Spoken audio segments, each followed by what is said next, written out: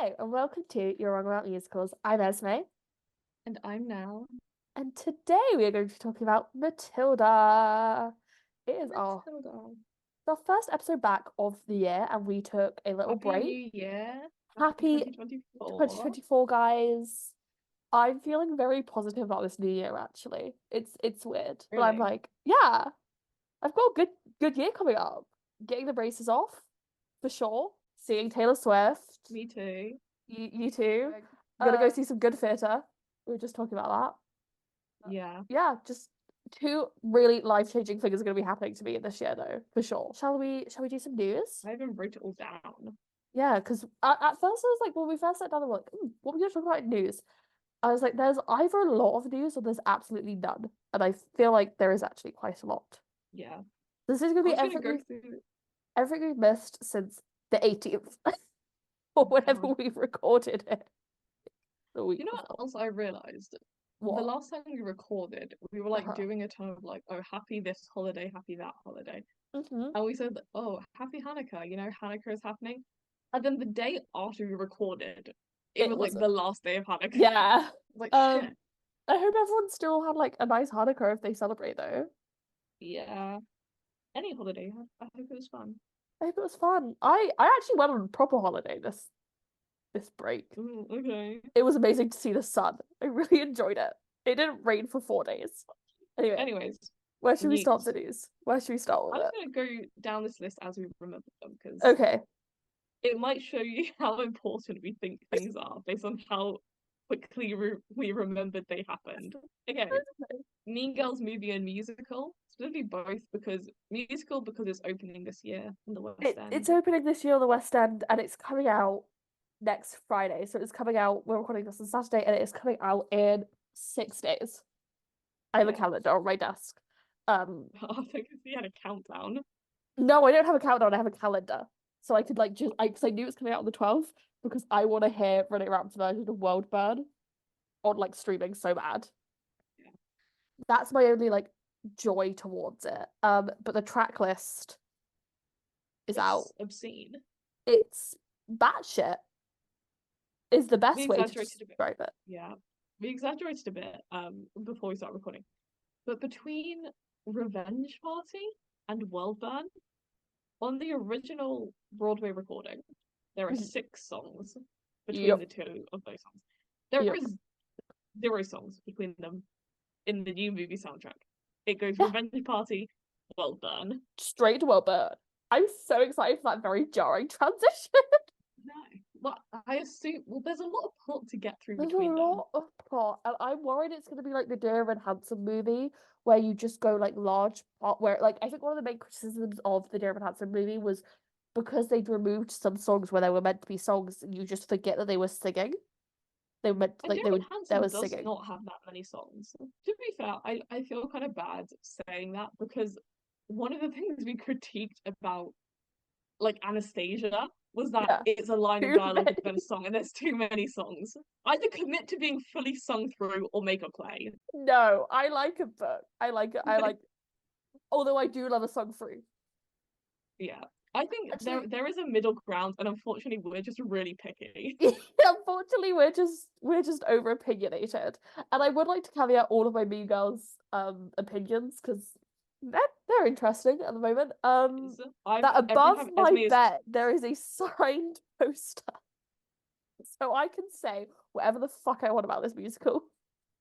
for like the 6 years I've known Esme, I've always had to kind of tone down my opinions on Mean Girls the musical. She's like, I love Mean Girls. We did this, yeah, And but for like years I've had to be like, no, I do. I think I it's not my favorite musical, but I get why you really like Mean Girls. no, and then I texted you like, "Oh, mom's gonna like, I don't like this musical."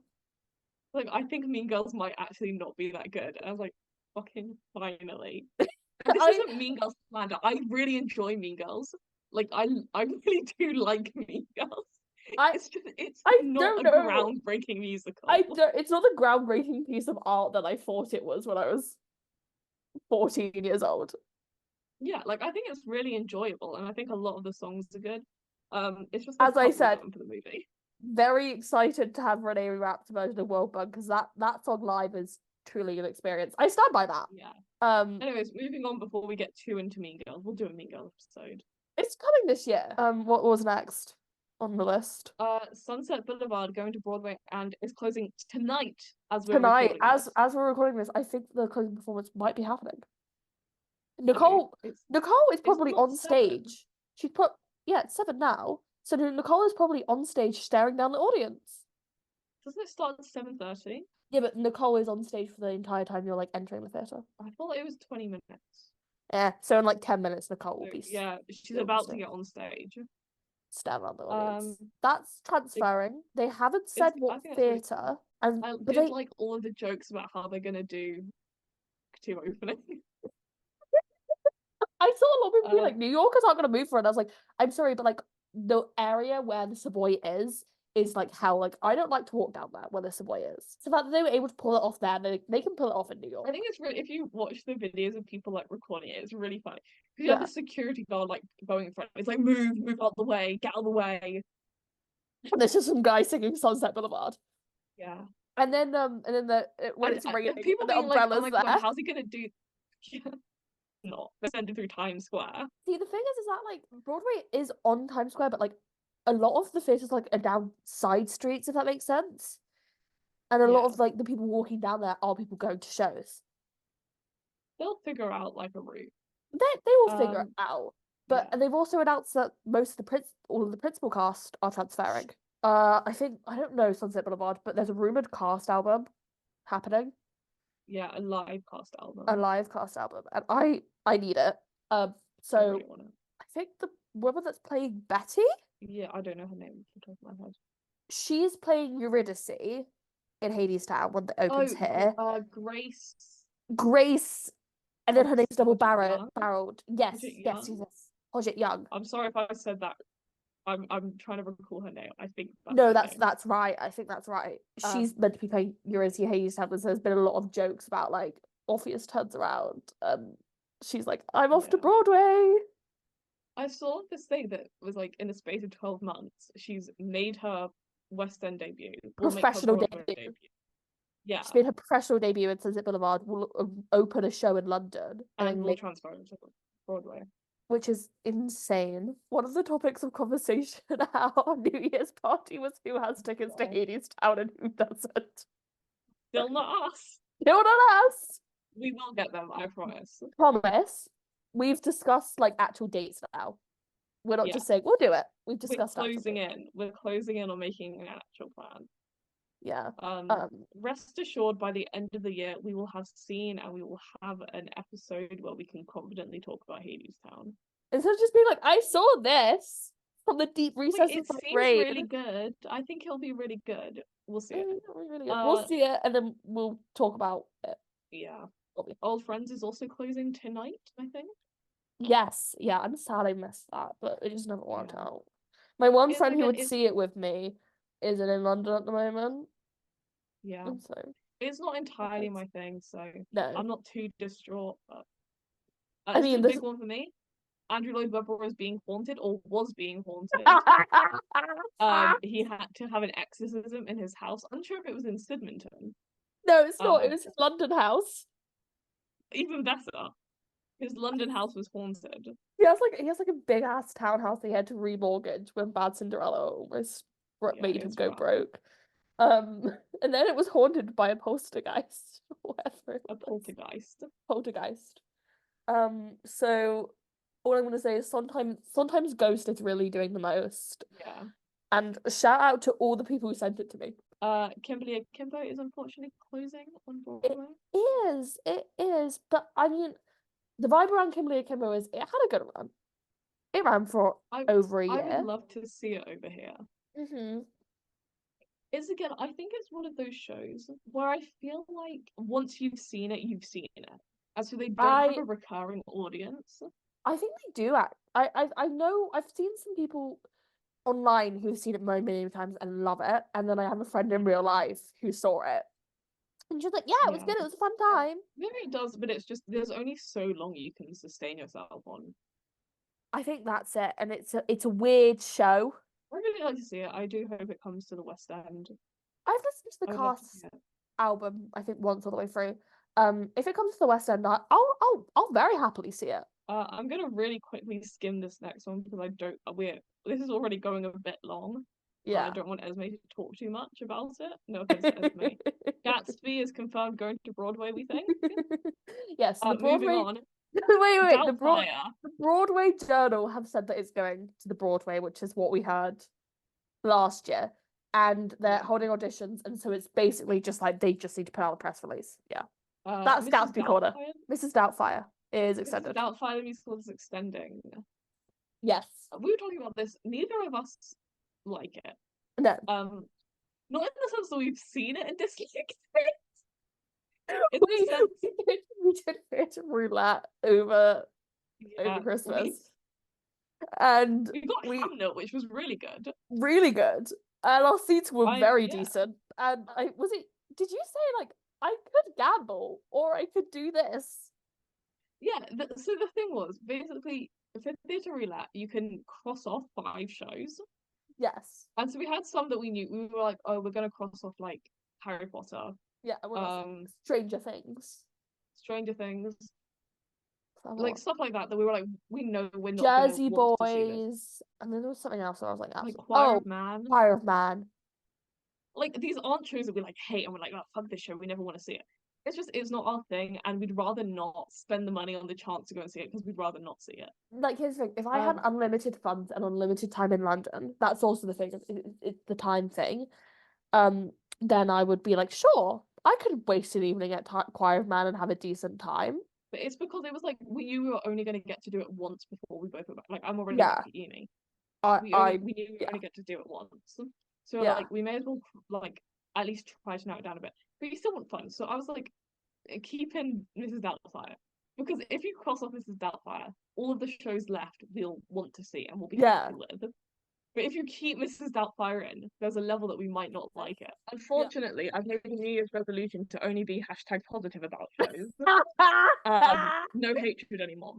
So this isn't like a fuck this show. Like whenever I'm like, I don't want to see this show, I don't like this show. It's not you can't like this show. You should never like the show. It's just not my thing. I don't want to see it. I think with Doubtfire is it follows the trend of just a man in a dress. Yeah.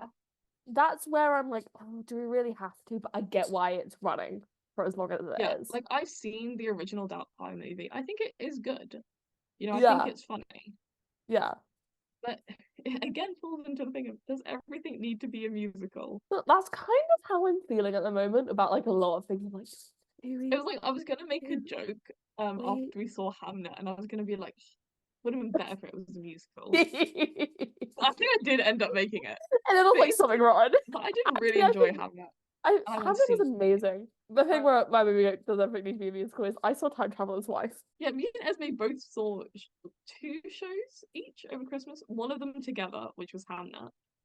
And then we both saw something the day before. Yeah. Very different experiences. I saw the Nutcracker. I love the Nutcracker, like the ballet. Yeah. Oh my god. I love ballet. I love the Nutcracker. It was so good. I saw Time Traveler's Wife. I have a lot of thoughts. The Act 2 opener is insane. They do some really cool physical theatre. Other than that, it all needs to be like 20 minutes. Like as a whole, the musical needs to be 20 minutes shorter. Fangirls and Operation Mincemeat are holding auditions. One of which Nell sent to me, I'm gonna audition and take it down from the inside. And it was not Fangirls. Again, no hatred to Operation Mincemeat, you know. Great show you put on there, guys. We love you so much. I think, you know, the bedazzled swastikas were quite possibly my favourite bit. Oh, God. #positivity. Anyways, Fangirls, I really want to see Fangirls when it opens. It's not like the Lyric in Hammersmith. Yeah. Is that where it's playing? Or it's playing at the Lyric, yeah. Because I know the Lyric has a lot of accessibility schemes. We could see Shrek and the Fangirls in the same Shrek matinee, Fangirls evening. We keep doing this where we're like, what's those like chaotic 2 shows we could see in a day? We're trying to do a mega musicals. We say day.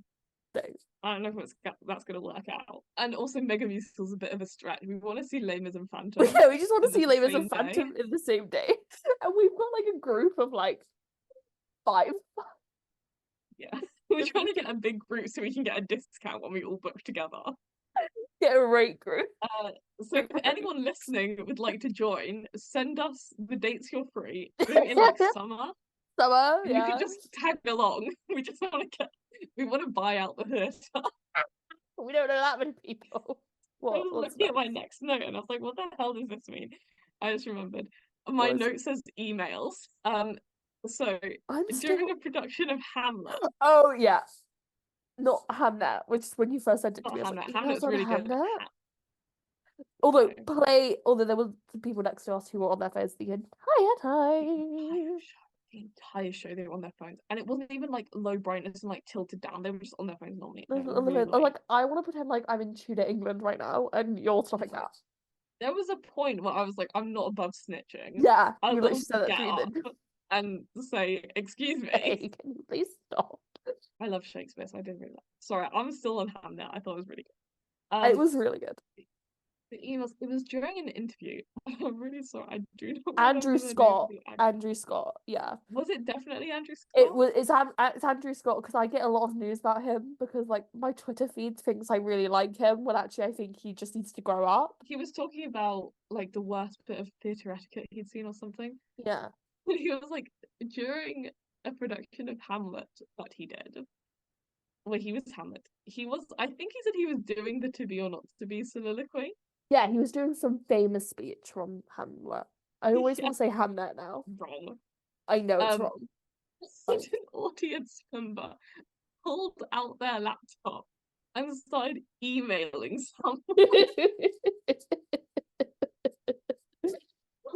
And for some reason, this has caused controversy. Yeah, I feel like there was an article, and it was like, actually, you're making theatre unenjoyable because you're too strict. You can't email someone in the middle of Hamlet. I know we have this written down already, but I feel like the most like basic, like not hot takes, like just facts, like don't email in a theatre and theatre's inaccessible are becoming like hot takes. I'm like, actually, no. And it's like, no! Get a grip! Guys, the thing you like is allowed to have flaws. Yes. Theatre is, it's not good that it's seen as this kind of like posh, very stuffy, strict environment. When people find out how much theatre I see, they're like, are you rich? And I'm like, no, I'm just crazy. Like, that whole like theatre etiquette thing. And it was like, actually, if you know how to get all of these deals and you know how to do this, it's like, that's how me and Esme see theatre. We know where we get deals, we know how far to book in advance, we know when not to book in advance. We know all of that. The reason why I'm like, oh, for Hades, tell me I actually have to book in advance is because right now it's cheap. And I know the second it opens, it's going to get expensive and we're not going to be able to go see it. And like, we understand that. But for the general public, like my mum, if I say to my mum, can you book me tickets to go and see this? She's not going to do all that. She's going to go on the theatre's website and say, what day do you want? I'll say Tuesday. And she'll buy the tickets at that place. And that's how you're meant to do it. Yeah. We're just crazy. And it's accessible that way. Yeah. I've tried explaining it to people and they're just like, I just like don't understand it. Because I think just like experiencing it and like living it, you learn so much about it. That makes no sense, but I think it does. Yeah. The last thing I have written down, it just reads Gypsy Audrey McDonald. Oh yeah. It's a rumor, but like it's one of those rumors where it's like probably going to happen. Well, because like Broadway World, and I'm not talking the Broadway World message boards, were saying like it's happening, it might happen, it's a rumor, and I feel like to the point where the theatre press is really picking up on it, there has to be some truth to it. I'm not saying like her production of Gypsy is going to go to Broadway. I'm just saying that she probably will be playing Mama Rose. I've probably forgotten something, but that's everything I can remember. Have on something. No, that's the headlines of important stuff to us. We did feel it was important to start the year off with some batshit Andrew Lloyd Webber antics, because what is this podcast about? Well, Andy acting insane. I do wonder. Anywho. Yeah. Anyway, Matilda. Guys, if you don't like Matilda, first of all, fuck you. Second of all, you're not gonna like this episode because it's gonna be us going, I love Matilda. I love Matilda. See, like, there's a couple of things that we love. One of them is just the story of Matilda. The other one is Tim Minchin.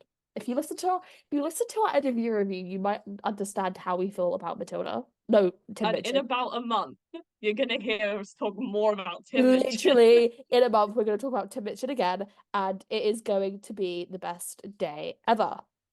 So Matilda is a musical. Really, really, Really. really, really. I With keep having to stop myself from doing that every time you start it with Matilda. Like, this thing is a musical, really. this thing Is is a it? musical because it sounds like I also have that in my head where every time I say it, I'm like, is it now? One day we Um, should switch up. We should do Hamnet, and you should just be like, Hamnet, it's a play. and it's a play. It feels weird not to say it. I Yeah, like it. I think it's fun.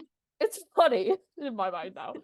Matilda is a musical. is a musical. Well, there's the movie, and then there's the other movie, and then there's Yeah. the book Those. with music and lyrics by Tim Minchin, as we discussed, big fan of him, and written by a book by Denis Kelly. You probably don't need this, but I wanted to include it. Matilda is based on the 1988. Matilda is based, if we're being real. Matilda is based on the 1988 children's book of the same name by Roald Dahl.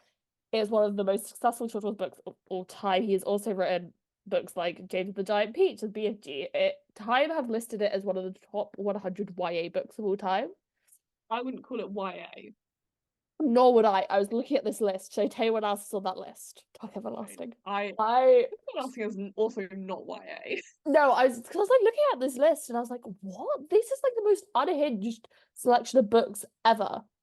Because But unironically, I think everyone should read Tuck Everlasting. I cried. I also cried at the musical, but I cried at the musical. Which I very rarely do.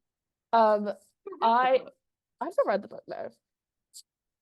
You should. I can't give you my copy because it's got my stupid little notes written all over it. We discussed this and you were like, you should read it. I'm not going to lend you my copy because I did read Phantom.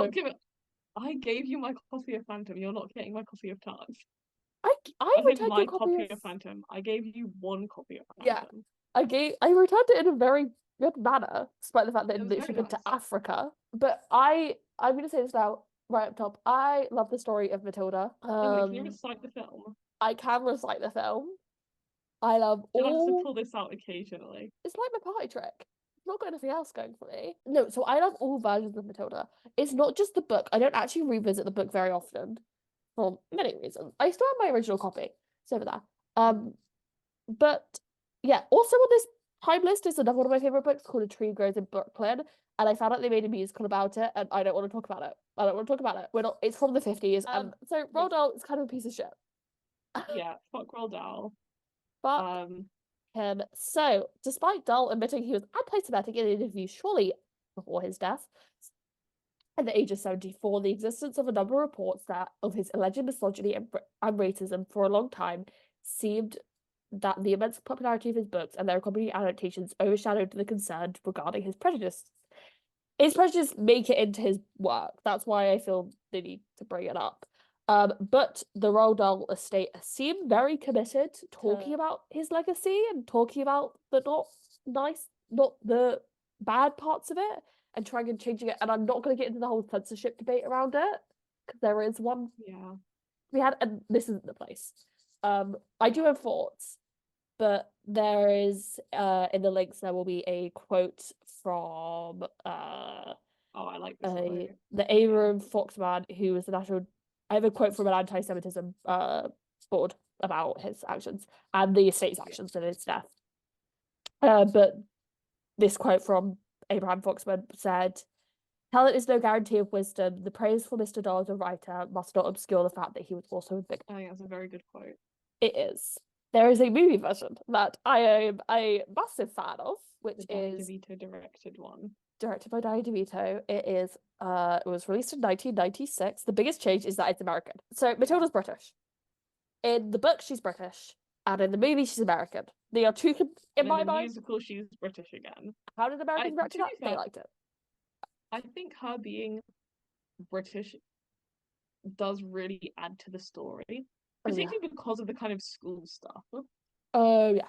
The whole thing is set around British school. I was gonna say this isn't like an anti-American thing, but I don't think that you get the same impact with her being in an American school. Well, like the way I've always viewed it is the book The musical's a more faithful adaptation of the book, whereas the movie's kind of its own, like kind of inspired by Matilda, if that makes sense. Yeah. That's how I decide to view the two adaptations of it, because they are very different two adaptations of the same source material. The movie has 92% on Rotten Tomatoes, but is one of the greatest movies of all time to me. So this is actually not the Dennis Kelly, Tim Minchin one is not the first Matilda musical. There was one in the early 90s that toured around the UK. Stopped off at the Shaw Theatre in London. It was produced by Castle Productions and most notably had a 29-year-old actress named Annabelle Leyland playing Matilda. It got mixed reviews. People were very confused about it. At one point, the music was described as being undistinguished and heavy on drum beats. One production number featured a dancing harpooner from Moby Dick and a Charleston couple from the novel The Great Gatsby. And far too many moles and white rabbits. I get why that's coming from. Like, that's Yeah. all like, oh, the characters from the book she's reading are coming to life. Yeah. But that does seem a bit much.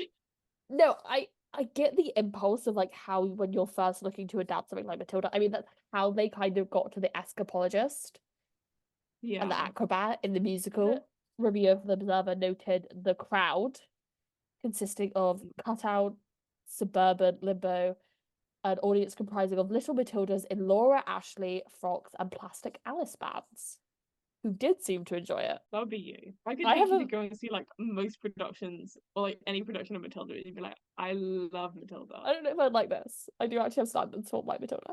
No, okay. You wouldn't like overly enjoy it, but you come out and be like, I thought that was a really interesting take on it. I Yeah, like this bit, but they did this bit wrong. yeah. I mean, like as I literally just did. Yeah. Because I was like, I feel like I know about this like vaguely. A poster of it exists in our favorite exhibit in the world, the V&A musicals exhibit. Yeah. So the development of this musical came about when the RSC came to Dennis Kelly and were like, "Hey, we want to make a musical of Matilda." Dennis Kelly was like, "I don't know anything about Matilda. I write really dark plays." And then the director came in. They said, "We want to do Matilda as a Christmas show. Like, we want to do it over Christmas." And he was like, "I don't know if that's gonna work." So everyone's very skeptical. Everyone's like, And then this team were basically like, "Hey," some of the RSC were like, some of the RSC was like, "Have you ever seen Tim Minchin perform?"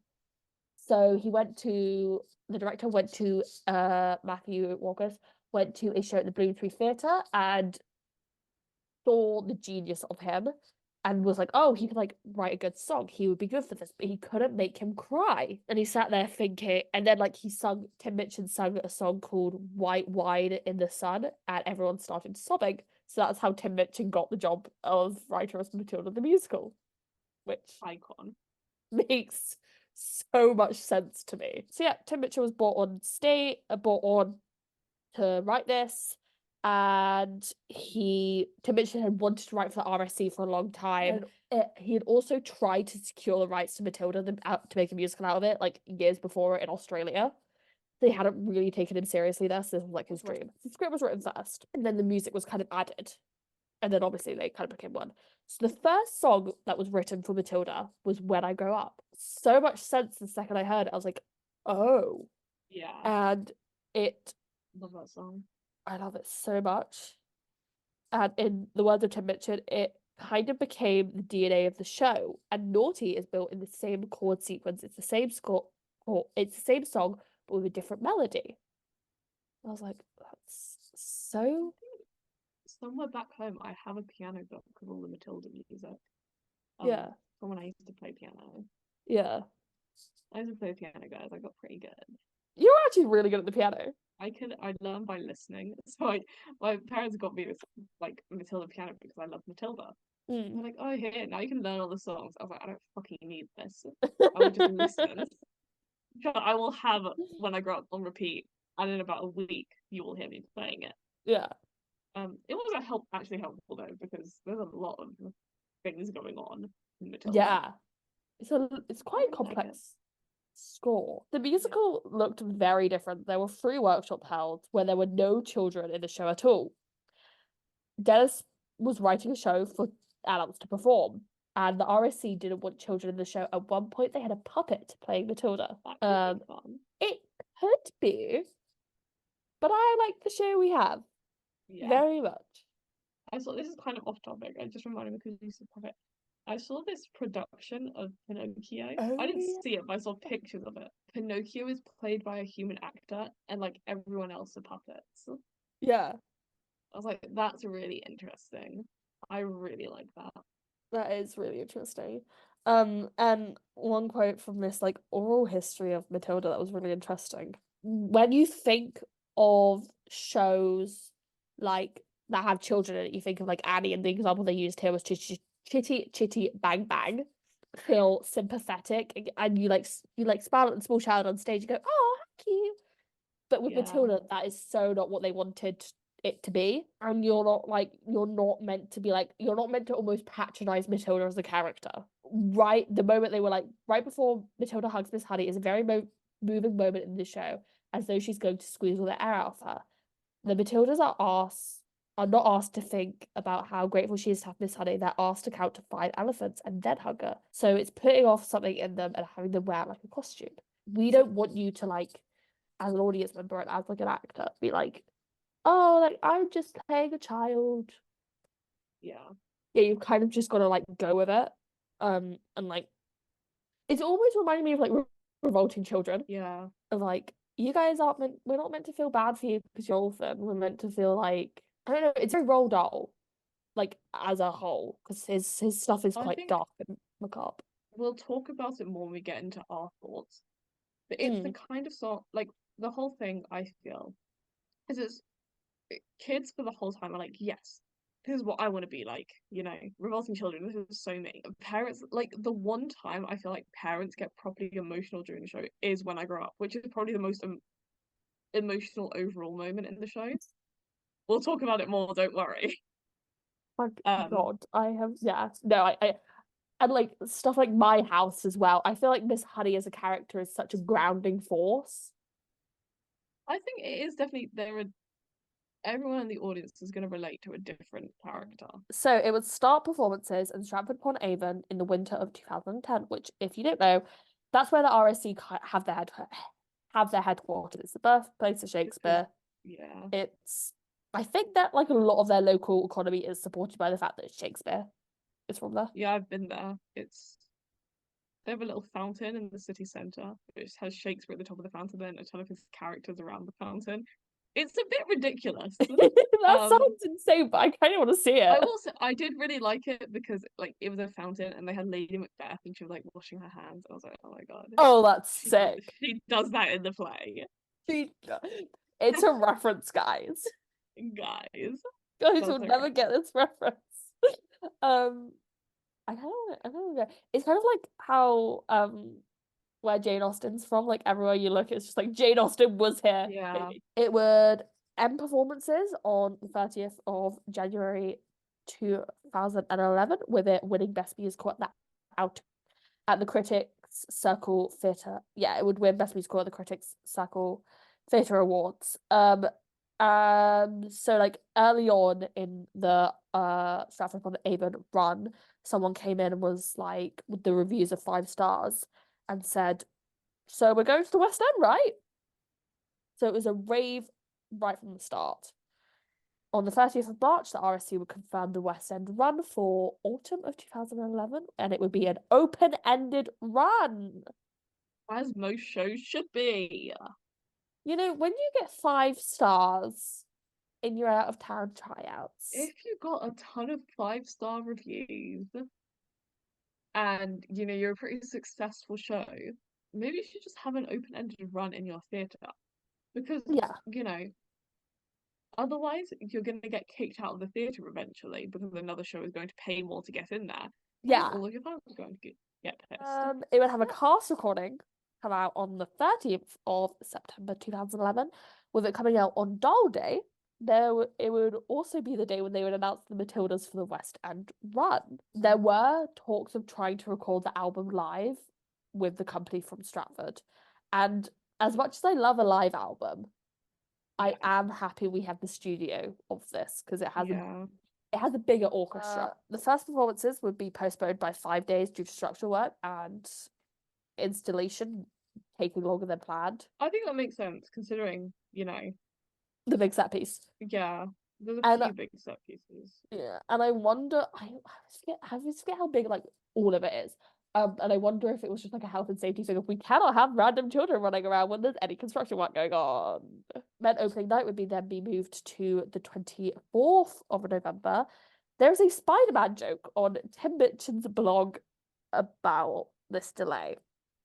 I always forget that if you look at like theatre stuff from a certain time period, there's just gonna be like a random Spider-Man joke. Yeah. Oh yeah, they're making a movie about the Spider-Man musical. Oh my God. I saw that and I was like, I feel like I could get really into Spider-Man like lore, but I don't care enough about Spider-Man as property. So yeah, it would eventually open. The reviews. Guardian, they gave it 5 stars. This classy and ultimately touching addition to the West End. It wears its learning and wit proudly, an undoubted box office appeal too. It will likely do the RSC for the next 25 years, like what Les Mis has done for it the past 25. I always forget that Les Mis is technically RSC. Yeah. If anything is actually richer than the Doll novel that captures the original delicious meanness, in particularly depicting Matilda's school, Cruncham Hall, motto Children are Maggots, run by the fearsome Miss Trunchbull, and also celebrates the solace of books and the transforming powers of imagination. The message, you control your own story, and rebellion and protest can defeat the bullies, is deeply embedded. Mind you, telekinetic powers help. But even so, when the Tots rise up against Miss Trunchbull, it's a glorious moment of rock and roll inspired determination you'll ever see in theatre. Like Matilda herself, the cleverness is evident in Kelly's nifty script, which never shrinks to cruelty or Matilda's feeling of rejection and loneliness, even as it offers children launched into outer space via her pigtails. It is apparent in Minchin's witty lyrics and playful tunes and Rob Howe's designs with piles of books and alphabet blocks. Basically be like, this is amazing. This is British musical since Les Mis. I'm not sure. I actually, if that conversation were to be had, I'd be open to it. Yeah. I think they're two very different musicals. They're completely different. And the comparison that a lot of the American press made was Billy Elliot, which I completely understand. I still feel like that's a bit different, but again, I feel like Matilda was very like first of its kind. Yes. I mean, I see the differences, but I can get how the American are like British children singing. Yeah. With the standard sing, Matilda the Gem on its debut in the Royal Shakespeare Company travelled from Avon home last winter. It looked the show's rare inventiveness and charm. Now it bursts onto the London stage and seems a bit enchanting. A winter warmer, but a nice side order of surrealism. At the heart is its satisfying fresh adaptation of a cherished Roald Dahl story. Our Australian comedian Tim Minchin's music and lyrics with an ooze of humour without veering towards smugness. This is true family entertainment. Children will enjoy its blissful mix of fantasy and reverence, and adults will savour it for the same reasons, as well as a host of different ones. This generous, big-hearted, and is already being spoken for as one of the best new British musicals in years. It seems set to run and run, deservedly so. Which again, very fair. New York Times just said a sweet and sharp-witted work of translation which turns dark and solid anxieties into bright, flamboyant fantasies that addresses the first of these days of such tonics. So people love Matilda. People love it. And it is now time for synopsis. Oh my God. It's been so long. Do you remember how to read? Barely. Matilda is an extraordinary girl with a vivid imagination and a sharp mind whose talents are constantly belittled by her cruel parents and headmistress. Dreaming of a better life for herself, she dares to take a stand against these oppressive forces and takes her destiny into her own hands. Pretty good. Kind of sums it up pretty well without giving too much away. As I said, I know Matilda very well, and I always seem like to forget when I'm first thinking about it that she does have superpowers. She's literally telekinetic. Yeah, lean into it too much. Yeah. Like you don't get, hey, this is a superhero story. This is about this little girl who has superpowers. Yeah. The superpowers happen. And you're like, yeah, okay, that's happening. But it's not really a main focus.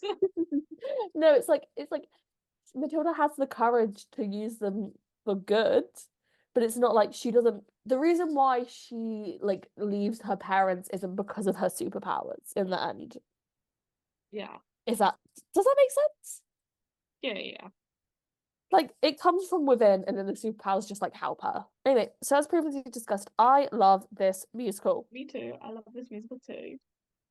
Seeing it for the first time is such a vivid memory in my mind. Like Mm.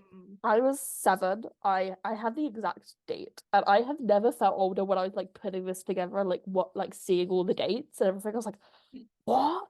That was in 2011. Oh my God, I'm so old. You know? Like I felt old doing this, putting this together. But no, I saw it. So it came onto the West End in November. I saw it in April of 2012, and it was life-changing. I truly loved it. When did you see it? Did you see it like soon after that, or?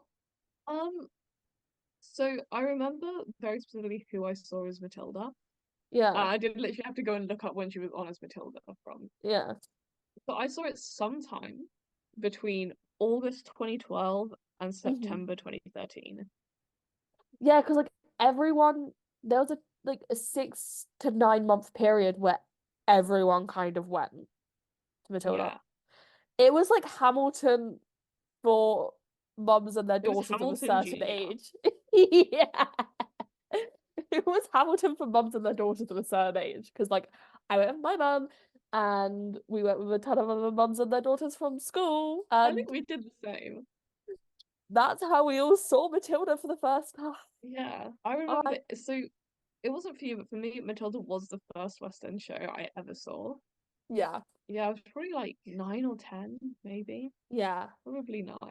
And I very specifically remember we were sat like in the stalls, and I at the end there's confetti, and I remember taking a piece. I don't know if it probably got thrown away. I remember taking a piece of confetti with me because I was like, I love this show so much. I remember like walking in and seeing the board and seeing who we had on, and I what was her name? Cleo. Dude, they just had her name Cleo, and I was like, that's a sick ass name. Like the man, like the pyramids. I was like, I Okay, the girl I had, she's called Laura Wallington, and I specifically yeah, know her name because she voiced the girl in 64 Zoo Lane as well. And this that's was such a flex. I fucking love 64 Zoo Lane. Great kids TV show. Such a Um, flex. I, I had the program. Do you still? Do I have? Okay, I don't think I do. But there was a part of me that was like, do I have the Matilda program? I don't think so. I remember no. No. And then I remember like getting into the theatre and seeing like the blocks all around the Yeah. stage and realizing that they spell out stuff, and me and my friends were like going to each other. It was the show that made me want to do musical theatre. Um, I see, unfortunately, my first show. No was like, this should have been my first show, and Matilda should have been it should have your been first me. show. It My would make first, so much sense if it was me. yeah, unfortunately, it's not. My first show was Andrew Lloyd Webber's Wizard of Oz, Very unfortunately. good show. I don't remember any of it though. Like I remember Somewhere Over the Rainbow, but I don't remember anything else. And I saw it like a couple months before I saw Matilda, but I so vividly like I can remember hearing naughty. I'm gonna try and sound really hard, not sound very British. Naughty. Naughty.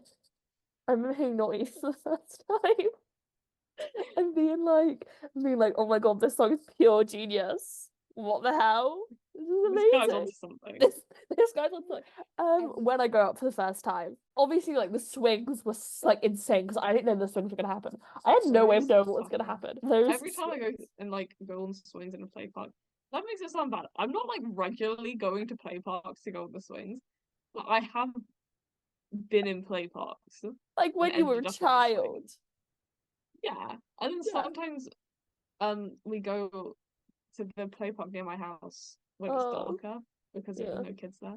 Fair enough. But it's still open quite late. I Yeah. would just go on the swing and I'd be like, I'm like Matilda. It's like I'm I'm in so Matilda. I can remember Matilda right now. And like the poster used to have her on a swing on it, like up, like Yeah. stood up. Now it's got her with her hands on her hips. Hands on her hips, Matilda. making her look like a superhero. Uh, Yeah. I do like the poster. I do like the poster. It's very iconic and it's become a symbol for the show. Yeah. So recognizable with the general public. But what do you think? No, I heard the lyrics to When I Grow Up and I was like, oh my God, this man gets it. This man gets me. This is He understands. so smart. And I didn't understand the point of the song at all because I was 7 years old. Like I was like Yeah. 8 years old, I think. And so I was like, That's it. yeah, I remember when I saw it and my mum like cried during my growth. I was like, what the hell is she crying about? This is a very fun song and musical. There's no there are other thing. swings. And then unironically, I listened to it like the first week I moved to uni. Yeah. And I was sobbing. And I was like, shit, I get it. I I saw understand. it. Like I I might saw listen to it. it after this. Oh, I love listening to it. It's such a Well, good song. usually I like give a cursory listen Yeah. before we record an episode. Yeah. And I'm going to say this right now because if I don't, Esme will be like, "No, you're lying again," because I don't see you listening on your, Spotify like Airbuds. listening history. When I say listen, it's shall we say on YouTube Music, It's for yeah. example, It's and maybe performance I'm clips. skipping through it, It's performance but clips, guys. I go through it briefly to remind myself what the hell I'm about to talk about. Done Yeah. that with Matilda. Like I spent this whole day traveling to get back to uni. Esme texted me and she was like, "Are you still good to record tonight?" I'm like, "Yeah, fuck it, 5 minutes. 5 minutes. I could talk about Matilda for an hour." See the thing, like Matilda's just in the brain. Always. Yeah, I never wanted to play Matilda. I Oh, don't care. interesting. I was like, I don't need to be Matilda. I wanted to be Lavender. That makes so much Oh, sense. Lavender is my role. I should That's, be Lavender. that makes so much sense. You what? I have like lavender, and then there was oh my god, hortensia. Oh my god. You either wanted to be lavender, hortensia, or Matilda. Guess what I wanted to be? Everything. I'm gonna add an extra piece of context. I was always named Matilda. Yeah. I So was almost called I Stevie. actually quite like Stevie for a girl. I think it's cute. I It's didn't really think I cute. was Stevie. Yeah, you kind of like become your name though. I wasn't named Matilda because if you were to shorten it and you would shorten my older sister's name, then they would sound really like similar. Yeah. So they didn't do that. Um, but obviously I would have killed another 9-year-old to play Matilda On that topic. on that As two topic. girls who grew up in London Yeah. and were very interested in musical theatre and did musical theatre groups, how many people do you know that got to auditions or got to be in Matilda? I'm gonna say a solid. I don't actually know because the really annoying thing about this is that Yeah.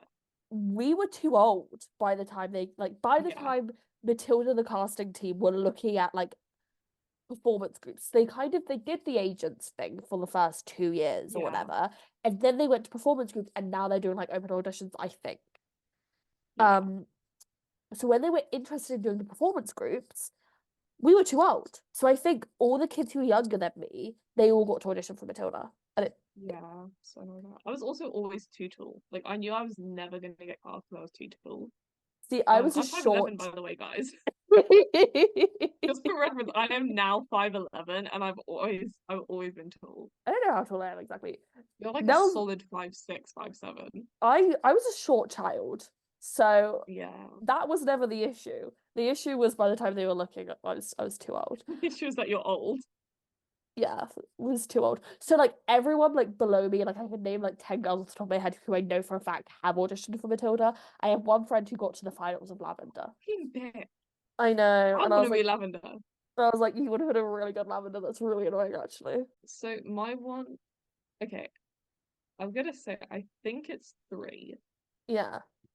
My You know one of ballpark them because I bitch estimate, about her all the time. my ballpark estimate of like how many people I know who's actually like got to a panel for audition is probably about 10. Yeah, like I know a ton of people who have been like, "Oh, I'm auditioning for Matilda," when it's the first big group audition kind of thing. No, I've known like 10 people who got to the panel. But like Oh I know yeah, one yeah, yeah. person who was like it was down to her and another girl. I had this one girl who was going in. She got to audition for the role of Matilda, Yeah. and she got to again. I think it was the finals, and the problem was she was slightly too tall. As in, I always say that people are like, "But that's so stupid." Like, when they realized she was too tall beforehand, it's like, no, it's that her and the other girl she was up against, she was the tallest, so they Yes. cut her. It's Hmm. a very rough industry, but It like she was really talented. I have this such vivid memory of my principal at my performing arts school poking her head into dance class one day. I was like, 11, 12. And it was when School of Rock were casting as well, because School of Rock Oh my always did open God. auditions. And she Yeah. just pokes her head in and goes, says the hype thing for Matilda, looks at all of us and goes, nope, can any of you play? And then lists off about 5 different instruments. And then we were like, no, we cannot play the accordion or something like insane like Should that. have been me. I played the clarinet, I played the keyboard, I played the Yeah, piano. it was like that kind of stuff. And then we were like, no, it was like a certain grade you had to be. Like the with Oh School of Rock, yeah. the kids like play it like on the piano. And we were all just like, no, none of us are like grade 8 in the clarinet. Sorry. And she just like shut the door and it was like that was for School of Rock and Matilda, wasn't it? Yeah. So I knew one girl who got very close but was slightly too tall. Mm, The reason I'm saying I think 3 yeah. is because I know a boy who I think might have played Bruce, Yeah, I was about but to I'm not say. entirely sure that's true. Maybe it was like on the UK tour or something like that. Yeah, it was either a tour or I don't want to say like regional production because there's not been There's that like any in the proper UK like you official can't region. do Yeah. a regional production. You can't there's not even the school rights in the UK. Yeah. So I'm gonna be real. My school did a clearly not legal at all production of Matilda. This was the year it was a variety. This was the year I did half of Wicked, Yeah, I think which you is mentioned insane. this. When I got to do half, my group did half of Wicked, and fucking Weber, the group called Weber, did Matilda. The group now should have always been in. Yeah. And Um, it was actually kind of mean because the girl who had just gotten rejected from Matilda was in Weber. that's actually just like I what? even had her name Matilda. They're like he knows his stuff. Yeah. Because my friend who got really close to Lavender, I know height isn't an issue for her because she's like 5 foot and she's like fully grown. Yeah. Um, she like knows all the things, and that's how we found out. Is because remember when like naughty trended on TikTok randomly, and everyone was like, "I'm the Yeah. 10 billionth Matilda." Yeah. She was like able just to do it, and I was like, "Yeah, you definitely are the type of person who got really close to being a Matilda on the West End." But the reason I'm saying I think he played Bruce is because when they were doing this very illegal production of Matilda, they took him out of our rehearsals Yeah, to go and teach them part of the like Bruce dance. classic. And I was like, I didn't know I don't think this guy was in because the thing was usually you would know if someone got into Matilda because they'd kind Yeah, of disappear for like 6 months and yeah. they'd come back and be like, okay, you're at Matilda. It was like either like six. It was 6 months or a year, depending on how tall they got. You don't understand how big of a deal this height thing is. And I think they kept a girl on in Matilda on the West End until she was like 13 years old. But she was never great. Because I'd known him for like years. Like we were seeing each other every week at this school. Yeah. And he never disappeared for Oh my like a God. period of time. I Oh was my like, I God. don't know if you were in Matilda if you just know this. I remembered that this happened to me, not for Matilda, for the fucking Lion King. Oh my God. A kid I knew when I was like, I was like 6 or something, 6 or 7, just disappeared one day, and it was like, yeah, he's in the Lion King I think that's the thing. Like if you grew up doing musical theatre, specifically in in London, London. you just like you'd know someone, they'd disappear. And then like 6 months later, you'd see their name. It's like departs from the Annie tour. You're like, okay, that's where they were. No, or you'd be like, oh, where's this guy gone? And then a mate of mine was like, yeah, he's in the Lion King. Sick, cool. I want Star of the Week class, that kind of thing. But no, love Matilda. So disappointed that I never got to play it. I have this very vivid memory of us campaigning all the time to do an illegal production of Matilda. Yeah, clearly my drama school cared less about the law than yours did. We were doing We Matilda, Wicked, what were we doing? This is we around were the time doing Cats. this was literally around the time I was doing Cats. We're not gonna talk about my experience doing Cats. I blocked Mr. Manow. No, this is around the time I was doing Cats, the musical and sister act. So not exactly kid-friendly schools shows, but I remember going to this event, like a summer fair almost, and like Oh they had yeah. performances there. And our drama teachers were asked, and we were just like dancing, and for some reason our drama teacher was there and was like asking, oh, like what's next for them? And we were all cheering behind them, Matilda, Matilda, Matilda, I had this very we always knew if we were doing a show we had the rights for, if we got a script. Because otherwise we were just given like printed bits of paper Yep. that they were like, you have to stay for this yourself. But sometimes like I have an actual like Beauty and the Beast script from when we did that. I was a silly girl, by the way, in case anyone was wondering. We never had the rights to anything we ever did, and it's deeply concerning to me the more and more I learn about like who these people were professionally. I'm like, why you guys like we can't be doing illegal production of Chicago. The thing you get, you know, so many people will be like, bootlegging is wrong, like pirating all this shit is wrong. The older you get and the more you get into like the theatre industry, kind of no one It cares. should be. No, I realized that no one cared when I spent about 5 minutes explaining how bootlegging worked to my one of my drama teachers who has worked professionally in many different roles and was very excited to tell us that he discovered bootlegging. Oh my god. It's like, I was like, remember my drama teacher being like, it's like, okay guys, you're doing okay, like you understand what we're asking you to do. But here's how the professionals fucking do it. And the shakiest footage I've ever seen. It might have been her personal bootleg. I'm not sure. he was like, guys, on the internet, you guys can find full recordings of the show. How fun is that? And I was like, we've been doing this for years. And let me explain to you how it works. And he was like, this is so interesting. I was like, I think I think in the Wicked episode I said like I've done things from Wicked.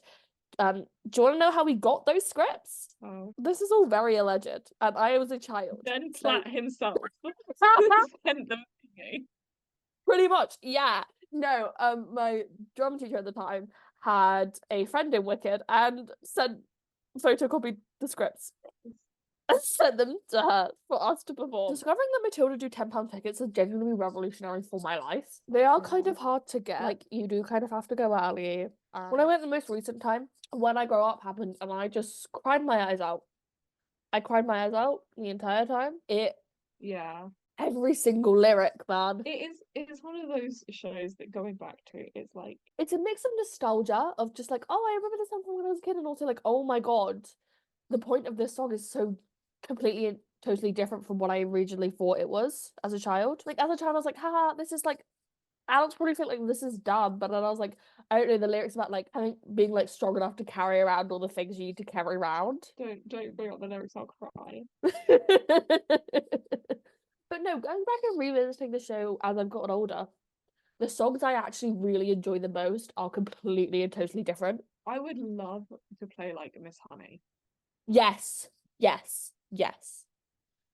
I'd also love to play Mrs. Worldwood. Yeah, either one. Call Like, me up. I'll be there. So much. Just please guys, let me in Matilda. Because like Miss Honey definitely is the emotional center of the show. Yeah. When she's like, oh, my house. Oh my god. Just the very simple refrain of it isn't much, but is enough for me. And then the way that they have, so one of the biggest changes that the musical makes is the inclusion of the acrobat and the escapologist, which, if you don't know, is like kind of Matilda piecing together the story of Miss Honey and her childhood. Yeah, I think it's the thing that I only ever noticed upon listening to it older. And this might sound really stupid. I'm sure like everyone else understood this before I did. Is that obviously Miss Honey's parents weren't an acrobat and escapologist. It's just like a childhood thing. And it's like they had some mythic job. Like the idea that they must have had a job so incredible and so demanding that they couldn't be there for her, because why else weren't they there? They must have loved their child so much, and that was the only reason why they were doing this in danger, and that's the only reason why they'd leave her with the horrible aunt. And I think it's also the thing of like, Miss Honey never sees her parents, so she never knows what their job actually is. Because she never meets her mum. Her mum dies in childbirth with her. Her dad is always at work. She rarely sees him. She sees him for one night and then he gets killed. And that's what makes her don't cry, don't leave me. And I think this idea of like being an acrobat and an escapologist is basically what Miss Honey ends up doing. Acrobat in like trying to balance in life, all of that stuff. And then an escapologist escaping from really tough situations. I love the way that the Matilda says it on the soundtrack. She's like, the escapologist The escapologist. I mean, the entire thing is so incredibly British. The way they pronounce their It's words, great. it's amazing. I love it. Right. All right. But yeah, it took me like literally about 10 years Yes. to realize, oh, the parents weren't like The parents were like actually an acrobat. Like when I was like 9 years old, I was like, oh well, obviously, obviously, as all good parents are. I was just like, kind of like, where's the swing? Bring the swing back. When I was first watching, I was like, swing. It feels pretty stupid saying now. Yeah, like in the context, it makes so much sense. Like Matilda's mother is a dancer. Mrs. Trunchbull is an Is an ex-Olympian. ex. Bro, why can't they be any? Matilda has telekinesis. Yeah, and apparently, like she's like psychic because she finds all this shit out. But yeah, that was really like a peak. I remember because it was right after I'd listened to When I Grow Up Again, and I was like crying. I was like, I need a break from Matilda. I need to like step away. And I didn't listen to any music for about a week, and then I went back and I listened to it. scarred. Yeah, I was like, God, Matilda. And then Matilda I like left. just pressed play on Spotify again. And it kept playing. Yeah. The next song was that song, and I was listening to it. I was like, no, not the Don't Cry one, the one where she's telling the story. Oh my gosh, that song's amazing. I know exactly the one you're on about. I'm gonna look up the name. Another song that I've come to appreciate with age, Wyatt. Yes. Oh my god. Another one Fuming that when I search up Matilda on Spotify now, the movie comes up. Full disclosure, I've not watched the movie. It's best for everyone involved if I don't watch that movie. Oh, The Smell of Rebellion is also a great song. Maybe I am making it up because there's not like a song about it. There is just I'm Here. I know. I can like picture. No, I'm Here is that song, and then My House is a completely different song. Yeah, I just remember. I swear that there's a bit. That's I'm Here. She tells the story, and then I'm Here is her continuing the story. Yeah, and then Matilda's saying Miss Honey and the child, and like Miss Honey and her father. Yeah. But I just have such a vivid memory of there being a song. No, that I'm Here is the song. No, I mean, like, I remember there being a recording. Like, it wasn't an actual song. It was just her saying the story. I might just be making that up, though. Yeah, because it starts with At Night, the escapologist. Yeah. The escapologist. No hate to any of the Matildas. Cried herself to sleep alone in her room. The escapologist knew nothing of the aunt's wickedness. My favourite Matilda now is obviously Eleanor Worthington Cox because she was definitely a next to normal. I love Quiet. Quiet is such a good song. It's such an underrated song, and I didn't really appreciate it at the time when I was a child again because I was like, why would I care about this ballad about like I think one of the lyrics is like I'm just looking at a walk in the woods. The lineup of songs for Act 2, When I Grow Up, I'm Here, Smell of Rebellion, Quiet, My House, Revolting Children. Insane. I always think Revolting Children is a lot longer than it actually is. It's a short song. I love it. Revolting Children. I feel like every kid has done Revolting Children at some point. I wasn't allowed. We were. I think I did it at my primary school instead of at my drama school. We did one to Bruce when we were like 14, and I was like, the ship sailed. We did a dance to Bruce. I like Bruce. I think it's a good song. I love Telly, actually. Okay, so I took my friend, who is not from London, very into musicals, to go see it last summer. We got the £10 tickets. If you are between the ages of 16 and 25, go to Matilda the box office and you will get £10 tickets for the show on the day. It's great. Sing Matilda. We keep talking about being like we keep being like we should sing Matilda, and we never do. The only thing I will say about going to Matilda that way is that it is like, I mean, we are probably close enough to Central where we could go in and out in a day, but both times I've done it, stayed all day, and by the end of the day, I'm like, I think the thing is, okay, we might have to cut this because I'm just gonna start planning a day for us. That's what we could do. I get my braces off. Oh my god. So basically, guys, Esme's getting her braces off. As I said, I'm getting my braces off, and we're discussing, should we see a show the day I get my braces off and celebrating? Because I've had my braces on for like 5 years, which is like literally a quarter of my life. I've had braces.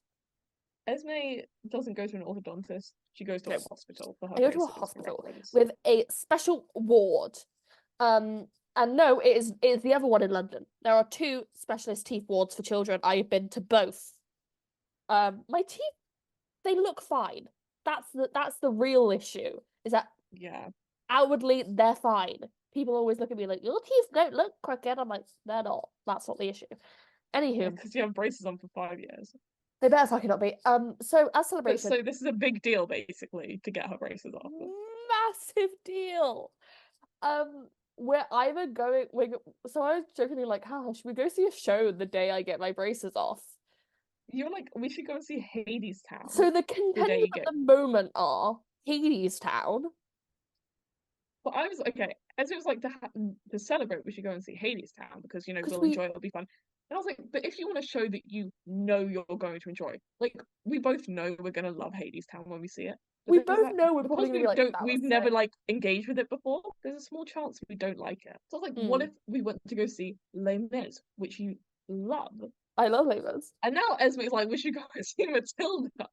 So guys, if anyone has any input, we either see South the first time, or we see Les Mis, or we see Matilda. Like we initially suggested like, oh, we should do theatre roulette. Yeah. Like I forget, but like, but there's too much, risk with that. Mm. Like, what if we get Phantom again? I would love to see Phantom. I just need to do something to celebrate the momentous occasion of me getting my braces off. What if we manage to get Cabaret? What if we got Moulin Rouge?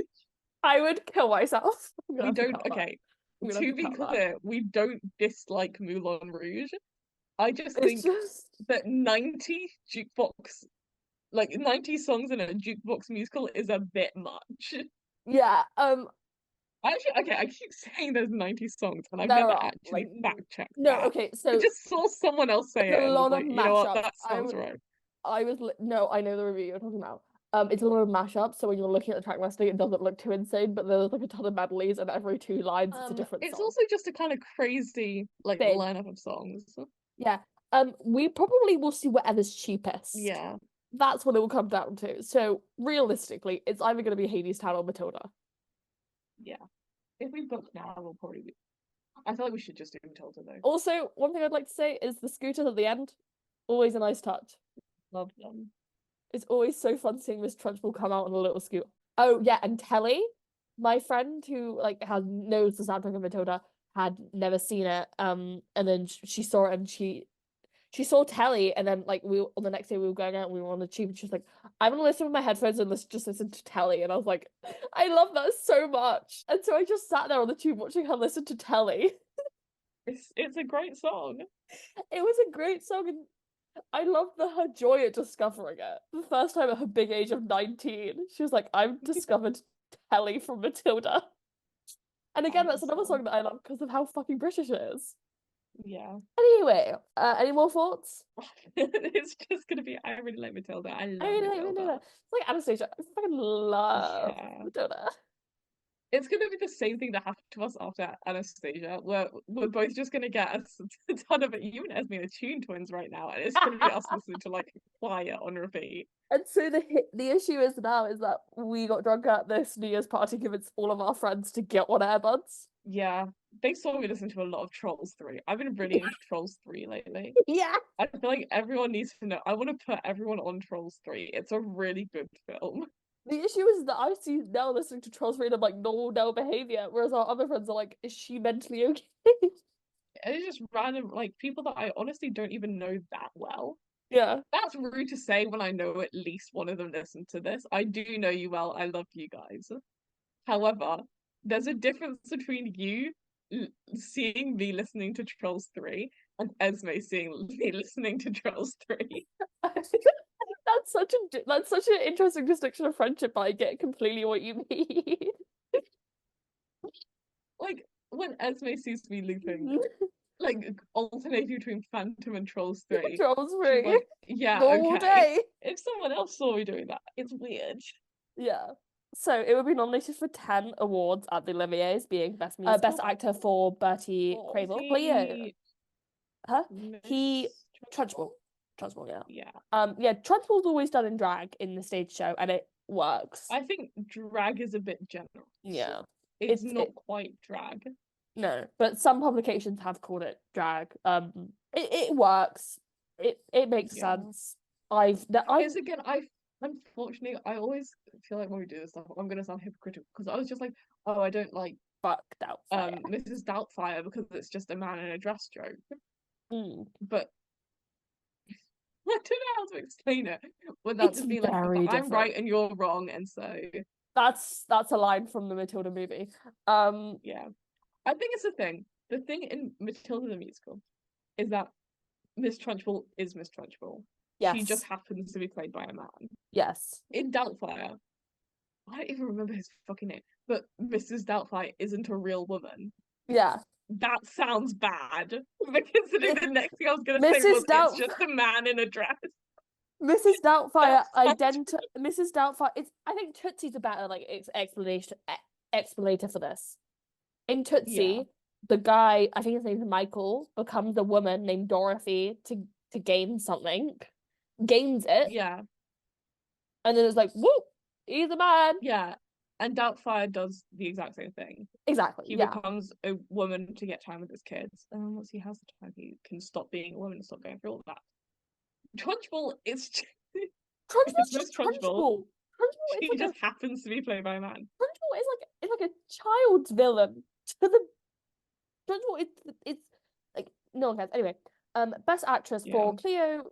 I don't need to defend my fucking opinions. No, Fuck on Matilda you. the musical. You're wrong about musicals, and I'm right. As we said to that person in our TikTok comments. Extremely loud and correct buzzer noise. We've got our first take comment on TikTok, guys. It was so fun. Best actress for Cleo Demito, Terry Ingham, Eleanor Worthington Cox, and Sophia Keeley for the role of Matilda, obviously. Now, you previously were against the Queens in Six sharing one nomination. I think it's completely different in this case, though. Yeah, they're kids. Yeah, one they're kids and they're playing the same role. Yeah. Best performance in a supporting role for Paul Kane, I believe for Mr. Trunchbull. Mr. Trunchbull? No, Mr. Wormwood. Mr. Wormwood. Best director for Matthew Walkus. Best choreographer for Peter Darling.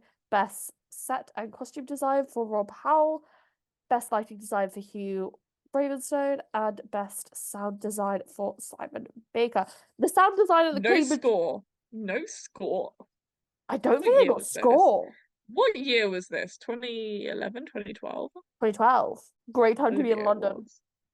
Honestly, that is a peak. 2012 was the peak time to be in London, guys. Some of you weren't there, we can tell. I'm fucking looking. It got best new musical. I don't think they gave lyrics or music as a thing. I'm not just making up that like score, lyrics, that kind of stuff. No, you're not. Award in the Olivier Awards. No, it is. It is now, but the Olivier Awards is so weird because it kind of does whatever the fuck it wants. I'm so excited to watch them this year, guys. Oh yeah, absolutely crazy that James Corden lost Best Actor. To Benedict Cumberbatch in Frankenstein. Yeah. Anyway, at the Olivier Awards, it would win 7, making it the most awarded show of 2012. It would win Best Musical, Best Actress in a Musical, being the first time that 4 people won it for one role. Interestingly, it is not the only time that Olivier's have felt the need to nominate multiple people for the same role. It makes complete integral sense why it's been done in this context, because they are children and they are playing the same role. They have done it for the Calendar Girls, who are all played by grown women, and the Queens in Six. Yeah. Which I don't also, the 2012 Laurence Olivier Awards were hosted by Imelda Staunton and Michael Ball. Yep. Crazy lineup. Yep. This is a good year. The Olivier Awards are so weird, and I'm so excited to watch them because I know that some unhinged shit is going to be happening this year at the Olivier Awards. Do you know what the musicals were? Yeah, they were like Ghost, Shrek, Matilda, and like some other random Singing in the Rain. Crazy for You at the open air. Why do they keep reviving that? No one likes it. Sorry if you like Crazy for You, but it's not for me. And it did not sell South Pacific at the Barbican. That's also back. Oliver? Yeah, checks out. Big year for kids. Oh no, it wasn't Oliver. I can't read. Frankenstein though. That's crazy. Anyway, so Matilda would not win any score thing because the Oliviers are. The Oliviers do whatever the fuck. It's genuinely shocking. They do whatever the fuck they want, and I have to respect them for it. Let's see what this year brings. I want to actually look. Also, crazy. The award for Best Original Score or New Orchestrations introduced in 2014. That's what I thought. Something you say like that. Because basically the Oliviers were kind of really low key for like 10 years in like the early 2000s. Wait, this is actually crazy. I'm looking at Yeah. everyone who's won it. The history of the Olivier Awards is fascinating to me. Should I tell you what I need a documentary on? I was thinking about this today. I need a documentary on the history What? of the Olivier Awards, and I need a documentary on the Jimmy Awards. What the fuck is going on Yeah. over there? Can someone please let me in? I have so many as someone who's like I don't feel like in England school production culture is that Yeah. big. The fact that there's like Also, okay. awards about it blows my mind. Around this time, it would be announced that it'd be going to Broadway, with the first date being with it being set for early 2013. So that's really fast.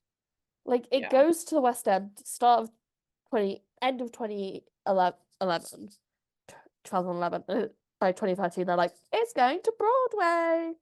It cost 60 million to produce and have a $17 million box office advance. If anyone would like to explain Broadway economics to me, like I'm 5, I want to know how we get to these running costs. Yeah, it was the was it Sunset Boulevard? Apparently, it cost That has 2.5 on the West End, and now it's like costing 17 mil. million. Um, Like I but get that, there's inflation and the exchange rate, but it is not that much. how much the playbills cost? That's what. Free. No, like for the theatres to supply. Is that what they're running? If it's that much of a problem, just make them pay for the damn playbills. Yeah. Anyway, I wish They'll hate it, but they'll get over it. they'll go over eventually, like we do, even though we sit around and complain about it. Anyway, there were changes that were made between the West End and Broadway, with there being a discussion around whether or not they make them all do American accents. They'd be like, "Oh, it's just American now," which I'm really glad they didn't do, because the score doesn't make sense if you don't do a British accent, in my humble opinion. Yeah. With some of the lyrics being changed, with Tim Minchin saying we changed a little. There's a few lyrics that they're not hearing because they're so dense and they require fitting out. I think that makes sense. I'd rather they change the lyrics or like the pacing to make it more understandable than taking away it being a British story. Yeah, That sounds kind of like nationalist. I don't mean it no, like that. like yeah, stuff like naughty doesn't really work if you're American. I don't feel like they really say Jack that. and Jill went up the hill, Or like fetch a pail of Kelly. water. Kelly doesn't work.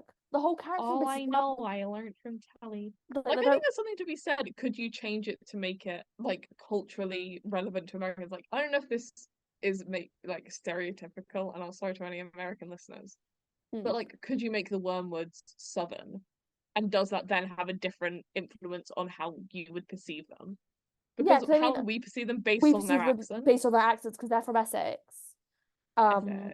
Essex. I said that unintentionally when I said accent, which is like that's the only way. Like the way to describe Essex is like the New Jersey of England. And like, there's a way you perceive them based on their accents. If you made the Wormwoods Southern, would that change how you perceive them? or like from Long Island or somewhere like that. Yeah. Or I like, think I don't know if there's like a specific Floridian accent, but if yeah, there was, yeah. But this article goes on to say, last year when pop singer Nadine Coyle, who's from Derry, oh my went on god, America's Next Top Model, they had to put subtitles because Americans didn't understand her. I love Nadine Coyle. That clip of her forgetting her date of birth is my favorite thing ever. But then they say Billy Elliot was a success despite the fact that it is set in Durham during the Thatcher era. I just want to dance in the ballet. Sorry I do to love my Billy Elliot. coming into the Tony Awards, there was a lot of talk about it winning Best Musical since it picked up 12 nominations, one behind Kinky Boots, and American publications like it's to take over the British again. Matilda's very British, and in Kinky Boots they do British accents. We don't claim Kinky Boots. Exact nominations it would get. Why do we keep letting Anna Lee Ashford do British accents? I like Anna Lee Ashford as an actress. Why do we keep letting her I do British? love Anna Lee Ashford. I Her hate History of Wrong Guys. her and Sending Photo George, I love. I'm obsessed. Why do we keep letting this woman do British accents? Nominations it would get would be best musical, best book of a musical, best original score, best actor in a musical for Betty Cavill, best featured actor for Gabriel Abbott, best featured actress for Lauren Ward, best direction for Matthew Walkus, best choreography for Peter Darling, best orchestration for Christopher Nightingale, best scenic design, and best costume for Rob Howell, and best lighting design for Hugh Ramstone. I'm just trying to figure out the like supporting and featured nominations. Like, Miss okay, I get like Honey. leading actor. Yeah, Miss Trunchbull, yeah. Yeah. Miss Leading Honey is actress, if you're featured. not, yeah. But then I feel like, but then it's like giving featured actor to Mr. Wormwood, but Yeah. not anything to Mrs. Wormwood. When I would Miss argue Mrs. Wormwood Wormwood, has a more demanding role. when she's doing the little dance with She gave birth on stage. She dances on stage. she has that big ass hair. She's in Yeah, heels. Justice for my girl, Mrs. Wormwood. I feel like I'm trying to recall as much of the like plot and staging as I can, like in depth. I don't feel that Mr. Wormwood does significantly more than Mrs. Wormwood No, he doesn't. in But terms of like plot. I think they may have been like my dear friend Martha and just like love telly. It's and I guess I understand like yeah, I would probably nominate Miss Honey over Mrs. Wormwood. I think it's just the gendered categories coming into play again Yeah, that it does really hinder you. it does. The Tony Committee would state, when they would start ruling about like who gets what, because the Tony Committee are very open about their process about like who's going to be nominated in what category. Yeah, And I think for this season, which is going to be a bloodbath, uh, High School Play is I'm already very shaping up to be a excited. bloodbath. I am so excited. They've already started making decisions about who's featured, who's leading, who's in what category. Yeah. Compared to the Oliviers who do whatever the fuck they want. We love them for it. They would say early on when they were deciding about the categories for Matilda, they would say Sophia Janusa, Una Lawrence, Bailey Ryan, and Millie Shapiro would receive the Tony Honours for Excellence in Theatre for their award for Matilda. So Ellen would be nominated. However, it is important to note that in 2008, when Billy Elliot went to the Billy Elliot. So sorry for that. It's been a long day. Billy Elliot would go to the Tony Awards. It would all three boys who played him would win for best performance in actor in a lead musical. That is kind of crazy. I thought that was really interesting because I was like, if they didn't give it to Billy Elliot and just did the same thing, that made complete and total sense. But if they give it to Billy Elliot, you gotta give it to the Matildas. Anyway. I feel like it's one of those things. I feel like people are going to be like, oh, it's clearly like sexism. I think the way I've always like talked about stuff like that is I don't think the Tony Committee sat down and were like, we're not going to give it to the Matildas because they're girls. We don't like them because they're girls. Yeah, I think there's definitely some element of there probably was some sexism in play because I think it was unconscious bias. I think as well. Should I check who else was up that season? Because if it's like really stacked, I think it was. I briefly looked at the list. 2013. Oh my god! So best leading actress was Patina Miller for Pippin. Love Patina Miller. Stephanie J. Block for Mystery of Edward. Love Stephanie. Carolee Carmello for Scandalous. Love Carolee Carmello. Alicia LeKay for Motown as Diana Ross. I'm sure she was great. And then our bestie, fucking Laura Osnes. Oh my god, Rob McClure was also up. For what? Love Rob For McClure. Chaplin. Love Rob McClure. Anyway, we're not falling down another rabbit hole. No, yeah, that is a pretty like.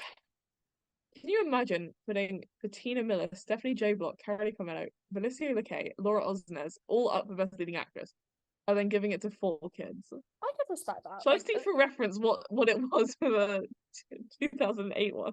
I vaguely know. Like I know deep within my soul somewhere. Oh, you're gonna hate this.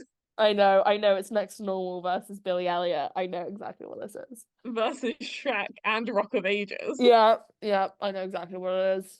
Okay. Leading actor in a musical. Went to Billy Elliot. Okay, actually crazy. What is it? They gave it to the Billy Elliot, but they were up against Gavin Creel for Hair. Yeah, checks out. Darcy James for Shrek. Constantine Morales for Rock of Ages. Sure. And J. Robert Spencer for Next to Normal. It's leading actor. I thought it was featured. They didn't get one for featured. No, I know they got featured actress for Jennifer Damiano. Yeah. but that went to Karen oh Olivia won Best Featured I Actress. know it went to someone that I was like, good for them. This is a crazy lineup. Yeah. Best original score went to Next to Normal, but it was up against Billy Elliot, Dolly Parton's 9 to 5, and Shrek the Musical. Shrek won Best Costume Design, which is kind of deserved. Rex can get anything, it should get that. There would be a Broadway cast album out with all four children playing Matilda, having their own song on the album. Like they alternated songs. And then all four of them singing on Naughty. I didn't listen to this because up the British. Hell yeah.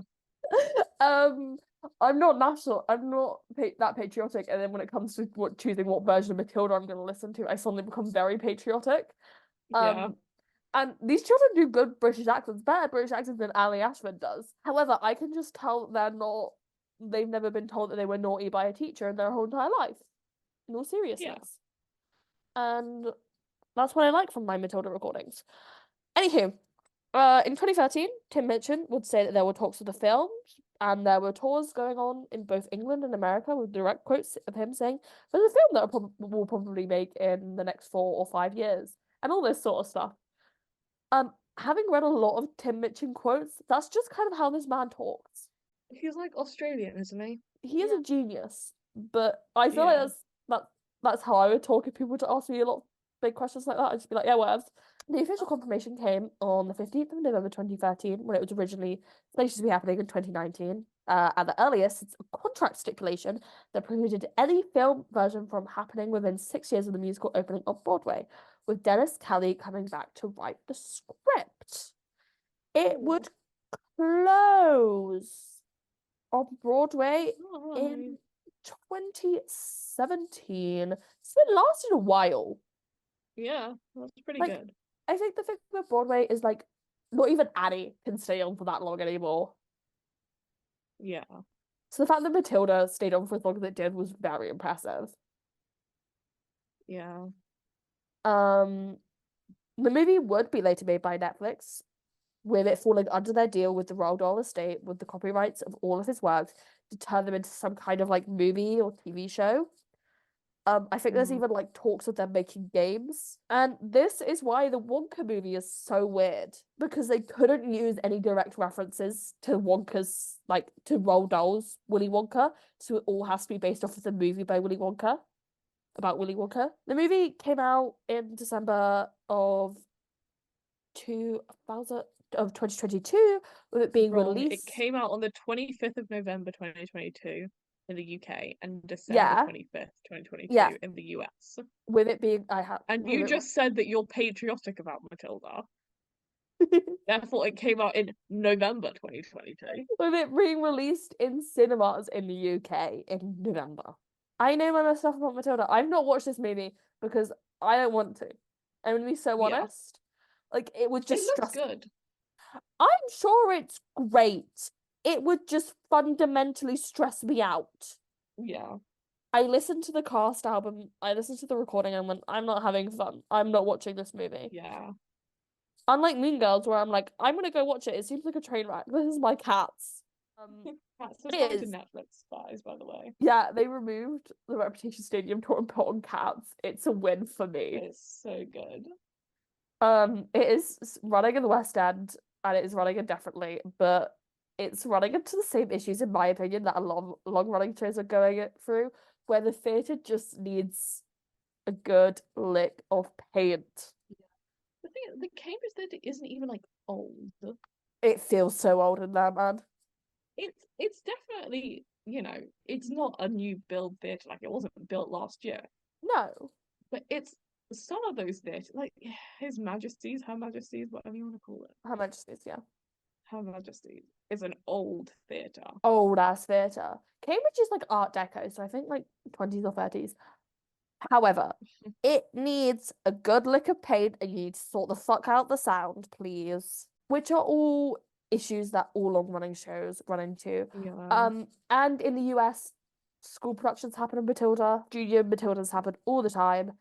And there are regional productions that go on all around the world. No, That's all actually over the crazy. US. What? The Cambridge Theatre was built in 1929-30. 1929? 29 to 30. I got that so right. Perfect. It was Wow. refurbished in 1950 Yeah. and then refurbished again in 1987. This is the Yeah. problem, right? Is that you get it's like the theatre was grade 2 listed in 1999. Yeah. So it's like they can't change it that much. Yeah. They can't go and gut the theatre out to improve the sound design. They have to Yeah. work with what's in there. And that really does hold them. Like, I love how the theatres look. I do think you should keep them how they look because they are beautiful and they are like historic buildings that I really like. Well, half the time I'm going to the However, theatre is rating the prettiness. yeah, I know that's not a word. Leave me alone. yeah. It's like I love how the theatres look.